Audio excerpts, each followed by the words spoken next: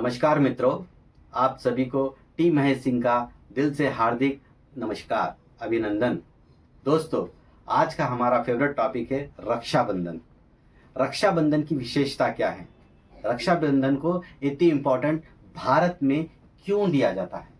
रक्षाबंधन को ऐसी क्या इम्पोर्टेंस है जिसमें एक भाई एक बहन जो देश विदेश से एक दूसरे को मिलते हैं और सात समुंदर पार से भी हो इस फेस्टिवल को मिलने के लिए वो आकर अपनी बहन से राखी बनाते हैं। ऐसी क्या इम्पोर्टेंट है इसके अंदर? तो ये जो प्रथा है हमारे समाज में कई सालों से चलते आ रही है, कई हजारों सालों से ये प्रथा चलते आ रही है। तो जैसे कि एग्जाम्पल के तौर पर मैं आपको एक छोटी सी स्टोरी बताना चाहूँगा जो प्राचीन काल की है। महाराजा बलि का आपने शायद नाम सुना होगा। महाराजा बलि जिस समय वो यज्ञ कर रहे थे तो उन्होंने यज्ञ के अंदर अपने 110 यज्ञ पूरे कंप्लीट कर लिए थे। 110 पूरे यज्ञ कंप्लीट करने के बाद में जिसमें से उन्होंने धरती पर और पाताल पर अपनी सत्ता जमा ली थी। अब बचा था स्वर्गलोक। स्वर्गलोक को पाने के लिए उन्होंने यज्ञ शुरुआत कर दी थी। यह देख के इंद्र देवता जो थे वहाँ के पूरे देवता मिलकर परेशान हो गए थे। अगर राजा बलि अगर पृथ्वी और पाताल को पा लिए और स्वर्ग को भी पा लिए तो फिर हम लोग कहाँ जाएंगे, सारे देव लोग। तो उन्होंने सोचकर सीधा क्या किया, अपना रास्ता निकालने के लिए महाराजा भगवान विष्णु के पास गए। भगवान विष्णु के पास जाकर सब लोगों ने अपनी अर्जी रखी और वो चिंतित थे। तो यह देख कर, चिंतित होते हुए देखकर सारे देवताओं को भगवान ने आश्वासन दिया कि आप तो निश्चिंत हो जाइए, हम कोई ना कोई रास्ता निकालेंगे। उस समय भगवान विष्णु ने छोटे से बालक का रूप लेके, एक ब्राह्मण का रूप ले लेके महाराजा बलि के पास गए जहाँ पर वो यज्ञ कर रहे थे। जिस समय वो यज्ञ कर रहे थे, यज्ञ जैसे समाप्ति हुई, जब वहाँ भगवान विष्णु वहाँ पर पहुँचे ब्राह्मण बालक के रूप में और ये कहने लगे कि मुझे भिक्षाण दीजिए। तब वो भिक्षाण देने के लिए जब महाराजा बलि के सामने गए, लेने के लिए जब गए तो महाराजा बलि ने कहा कि बोलिए महाराज, आपको क्या दूं ब्राह्मण देवता? तो उन्होंने बताया कि क्या मुझे आप दे सकते हो? तो उन्होंने बताया बिल्कुल, आप बताइए, मैं आपको निराश नहीं करूंगा, खाली नहीं करूंगा। ये एक वचन है एक राजा का, मैं यहाँ का राजा बलि हूँ। तो उन्होंने बताया मुझे कुछ नहीं, सिर्फ 3 पग चाहिए, 3 पग जमीन चाहिए, 3 पग जमीन चाहिए। यह देखकर उन्होंने बताया कि बस छोटी सी बात है मेरे लिए और आप ले सकते, आप अपने 3 पग बढ़ाइए, यहाँ से 3 पग आपकी जमीन हो जाएगी। तब उन्होंने बताया कि आप वचन के पाबंद हैं और पक्के हैं। तब महाराजा बलि ने कहा, एक बार राजा बलि यानी कि मैं किसी को जबान देता हूँ तो उसको पूरी पूर्ण होने तक मैं निभाता हूँ। तो यह देखकर उनके वचन को लेकर जब पहला कदम बढ़ाने से पहले भगवान विष्णु यानी कि जो ब्राह्मण के रूप में थे उन्होंने अपना आकार यानी कि अपना रूप बताया और वो स्वर्गलोक यानी कि आकाश तलक अपना एकदम बड़ा रूप ले लिया। लेने के बाद में उन्होंने क्या किया, सीधे से एक पहला को जब पग रखा था तो जिसके अंदर धरती आ गई थी। धरती का जो आकार इतना था, इनके सामने पाँव के सामने इतना छोटा सा आकार हो गया धरती का। और वो समय पर उन्होंने क्या किया, पहला पग धरती पे रखा। दूसरा पग रखने के लिए उन्होंने क्या किया, स्वर्गलोक यानी कि आकाश पर, स्वर्गलोक के ऊपर उन्होंने दूसरा पग रखा। तीसरा पग रखने के लिए जगह नहीं थी तो उन्होंने क्या किया, महाराजा बलि से पूछा कि मैं ये तीसरा पग कहाँ रखूं? तो उन्होंने क्या किया, महाराज भगवान ब्राह्मण देवता आप मेरे सिर के ऊपर रखिए। तब उन्होंने तीसरा पग अपने उनके सिर के ऊपर रखा और सीधे से उन्हें पाताल लोक लेके चले गए। यानी कि उन्होंने पहला पग धरती पे रखा, दूसरा स्वर्ग पे, तीसरा पाताल पे। इससे जैसे पाताल में जाने के बाद में 3 पग उनके पूरे कंप्लीट हो जाते हैं। तब उन्होंने पूछा, अब ब्राह्मण देवता खुश होकर यानी कि भगवान विष्णु खुश होकर पूछे महाराजा बलि से कि आप मुझे बताइए आप क्या चाहते हैं? आपने तो अपना वचन निभा लिया, आप मुझसे क्या चाहते हो? तो उन्होंने बताया हाथ जोड़कर, हे ब्राह्मण देवता, मैं आपसे कुछ नहीं चाहता हूँ, मैं यहाँ पर पाताल लोक पे ही रहूँगा, लेकिन मेरी एक विनती है, जिस तरह से मैंने अपने वचनों का पालन किया हूँ आप भी अपने वचन का पालन करेंगे क्या? तो भगवान ये बताया कि भगवान ने हाँ मैं बिल्कुल करूँगा। तब उन्होंने बताया कि आप मेरे साथ ही रहेंगे, आप मेरे हमेशा हर पल मेरे सामने रहेंगे। तो ये उन्होंने वचन लिया था राजा बलि ने। तो भगवान विष्णु ने भी देकर आज पाताल के अंदर वो समय पे उन्होंने क्या किया, उनके द्वारपाल बनकर रहने लगे। यह बात जब उनकी पत्नी भगवान विष्णु जी की पत्नी महालक्ष्मी को यह पता चलता है कि बलि ने महाराजा बलि ने उन्हें क्या किया, सीधे से अपना द्वारपाल बना लिया है। तो देख कर चिंतित होते गई महालक्ष्मी। तो उन्होंने क्या किया, इसका रास्ता निकालने के लिए नारद मुनि जो हमारे नारायण देवता है उनको बुलाकर पूछा कि इसका रास्ता निकालिए। उनसे उन्होंने रास्ता निकलाया और स्वयं क्या किया, उन्होंने माँ लक्ष्मी ने पाताल लोक में सीधा राजा बलि के पास चले गए। राजा बलि के पास जाने के बाद में सीधे से उन्होंने क्या किया, उन्हें राखी बांधी और उनको भाई बनाया। और इस भाई बना राखी बांधने के बाद में राजा बलि ने बताया कि आपको बताइए बहना, मैं आपको क्या दूं। तो उन्होंने बताया, भाई मुझे कुछ नहीं, मेरा पति मुझे वापस दे दो।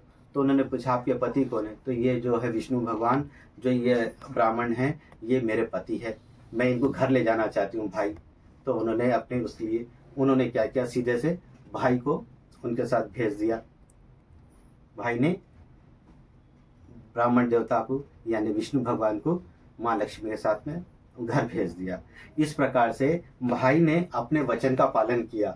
ठीक है, बहन के लिए ध्यान दीजिएगा, बहन के लिए जब वो बहन अपने पति को ले लेके वापस घर आ गई, तो यहाँ पर उस समय को ये चीज के लिए जाना जाता है कि वचन की कितनी इंपॉर्टेंट होती है। यानी कि एक भाई ने अपनी बहन के लिए अपने सारी चीजों को भूलकर उन्होंने अपने द्वारपाल यानी कि भगवान को वापस घर भेज दिया। तो यानी कि मेरे कहने का मतलब क्या, ये स्टोरी में ये बताया जाता है कि बहन भाई की इंपॉर्टेंट कितनी है। तो दोस्तों आज के दिन जो हमारा आज जो राखी का रक्षाबंधन है, आज की जो तारीख है 19 अगस्त 2024 को, इसके अंदर जो है कुछ समय का भी पालन करना बहुत ज़रूरी है। जब हम रक्षाबंधन की शुरुआत करते हैं तो इस चीज़ का ध्यान रखना चाहिए, समय का भी पालन किया जाए, क्योंकि इसके अंदर कुछ होता है जो हमारे सोमवार जो होते हैं, जो ये हमारे जो सावन के महीने में जो सोमवार होते हैं ना, इसमें सबसे ज़्यादा इम्पोर्टेंट जो होता है पूर्णिमा का सोमवार, जिसके अंदर सारे लोग व्रत रखते हैं। इस व्रत की इम्पोर्टेंट क्या है, जो ये लास्ट सोमवार को जो व्रत रखते हैं, इसके अंदर उनके सारे लोगों की मनोकामना पूरी होती है, एक बहन और भाई की भी। तो यह है शिव जी दिल खोलकर उनको आशीर्वाद देते हैं, और वहां पर उसकी पूर्णता होती है। तो मेरे दोस्तों कहने का तात्पर्य है कि समय का भी पालन किया जाए। समय कैसा होता है, भद्रकाल, यहाँ पर ये अशुभ काल भी होता है। जिस समय हमारी यहाँ रक्षाबंधन होती है उस समय पे क्या है, कुछ समय के तक हमें रक्षाबंधन नहीं बांधनी चाहिए।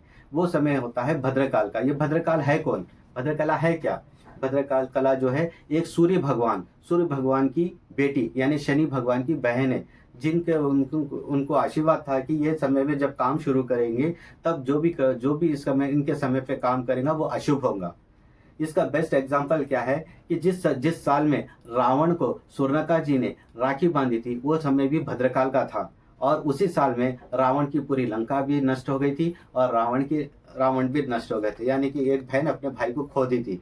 तो कहने का तात्पर्य क्या है कि भद्रकाल में हमें कोई भी ऐसा शुभ काम नहीं करना चाहिए। तो आज का जो है शुभ काम करने के जो समय है हमें 2 बजे से मिला है, यानी कि सुबह से लेके 5 बजे से लेके 1:30 बजे तक 1:30 तक किया है कि वो भद्रकाल का समय, उस समय में हमें राखी ना बांधनी चाहिए ना बंधानी चाहिए। ये चीज़ का ध्यान दीजिएगा, ठीक है। जब हम रक्षाबंधन की जब शुरुआत करते हैं तो समय का हमें पालन करना चाहिए।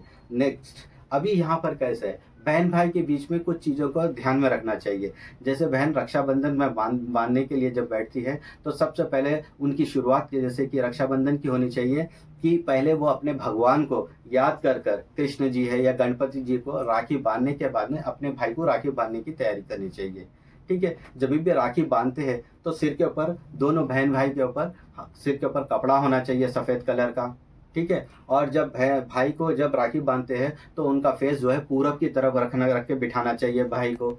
और सबसे खास बात क्या है कि जब हम उनको टीका लगाते हैं भाई को तो कुमकुम का होना चाहिए, सिंदूर का नहीं होना चाहिए। और अक्ष यानी चावल के जो दाने जब हम लगाते हैं तिलक के ऊपर तो वहाँ पर चावल टूटे नहीं होने चाहिए, ठीक है। और जब हम भाई की आरती उतारते हैं तो वहाँ पर दिया जो है खंडित नहीं होना चाहिए, ठीक है। जब आरती होती है कंप्लीट तो भाई को भी ध्यान रखना है, उसके साथ उसको दक्षिणा उसके ऊपर रखना चाहिए, ठीक है। राखी जब बहन भाई को बांधती है तो राखी टूटी और खंडित नहीं होनी चाहिए।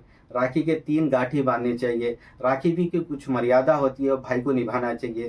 राखी बांधने के बाद में बहन के वो पाँव पड़ना चाहिए, और बहन का भी यह धर्म है कि उनको दिल से दुआ देना चाहिए कि मेरे भाई की मनोकामनाएं पूरी हो, परिवार में, कारोबार में, उम्र में सफलतापूर्वक मेरा भाई अच्छी तरह सुरक्षित रहे। ऐसा आशीर्वाद हर बहन को अपने भाई के लिए देना चाहिए और भाई को भी ये आश्वासन दिलाना चाहिए बहन को कि मैं आपकी पूरी ज़िंदगी भर हर आपकी रक्षा करूँगा, हर चीज़ से, तन मन धन से। तो ये बहन को भी ये जानना बहुत ज़रूरी है और एक भाई को भी ये जानना ज़रूरी है। राखी की मर्यादा रखना भी बहुत ही ज़रूरी है। राखी की मर्यादा इस तरह से रखना चाहिए, जिस समय से राखी बांधते उतारे तक उसकी देख रेख अच्छी करनी चाहिए। ठीक है, राखी जो है ना, जिसके ऊपर कोई भगवान का चित्र नहीं होना चाहिए, ये भी ध्यान दीजिएगा। जिस समय राखी उतारते हैं उस समय सीधे से उतार कर लाल कपड़े में बांध कर सीधे से जहाँ पर बहन भाई की चीज़ें, अलमारी है या फिर उनके बुक्स वगैरह है, वहाँ पर रख देनी चाहिए या फिर गंगा में विसर्जन कर देनी चाहिए। ये चीज़ का ऊपर ध्यान रखना चाहिए और समय का अच्छी तरह से पालन करना चाहिए। और ऐसी बहुत सारी चीज़ें हैं दोस्तों, लेकिन अब मैं आपको एक चीज़ बताना चाहूँगा कि बहन भाई का इम्पोर्टेंट बहुत है दोस्तों। इस मौके को, रक्षाबंधन के अवसर का पूरा लाभ उठाइए। बहन भाई के प्रति जो भावना है एक दूसरे के प्रति, उसको पूरी तरह से निभाइए दोस्तों। मैं टीम महेश सिंह आपसे ये विश्वास दिलाता हूँ कि, और मुझे विश्वास भी है कि मैं आपकी कुछ जानकारी दे रहा हूँ तो आप इसको अमल करेंगे और आप अपनी बहन के साथ में या आप अपने भाई के साथ में ये पूरी पूर्णता से इस त्यौहार को मनाएंगे। जय श्री कृष्णा।